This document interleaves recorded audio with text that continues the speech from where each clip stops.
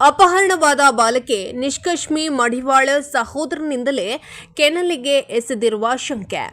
ಬೆಳಗಾವಿ ಜಿಲ್ಲೆಯ ರಾಯಬಾಗ ತಾಲೂಕಿನ ಸಮೀಪದ ನಿಪನಳ್ ಗ್ರಾಮದಲ್ಲಿ ಕಳೆದ ದಿನಗಳ ಹಿಂದೆಯಷ್ಟೇ ಅಂದರೆ 19/5/2025 ಸಂಜೆ 7:30ಕ್ಕೆ ನಿಷ್ಕಶ್ಮಿ ಮಡಿವಾಳ್ ಎಂಬ ಪುಟ್ಟ ಬಾಲಕಿ ಅಪಹರಣವಾಗಿದ್ದಾಳೆ ಎಂಬ ದೂರು ದಾಖಲಾಗಿತ್ತು.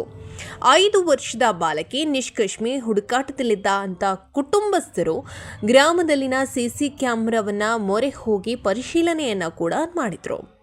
ಬಾಲಕಿ ತನ್ನ ಸಹೋದರ ಆದಂಥ ರಾಜುನ ಜೊತೆಗೆ ಹಿಂಬಾಲಿಸಿಕೊಂಡು ಹೋಗುವಂತ ದೃಶ್ಯ ಸಿಸಿಟಿವಿಯಲ್ಲಿ ಸೆರೆಯಾಗಿದೆ. ಈ ಕುರಿತು ರಾಯಬಾಗ ಪೊಲೀಸರು ತನಿಖೆಯನ್ನ ನಡೆಸಿ ಆ ಪಾಪಿ ಸಹೋದರ ರಾಜುನನ್ನ ಬಂಧಿಸಿ ಕೃತ್ಯ ನಡೆಸಿದ ಸ್ಥಳಕ್ಕೆ ಪಂಚನಾಮ ತರಲು ತಂದು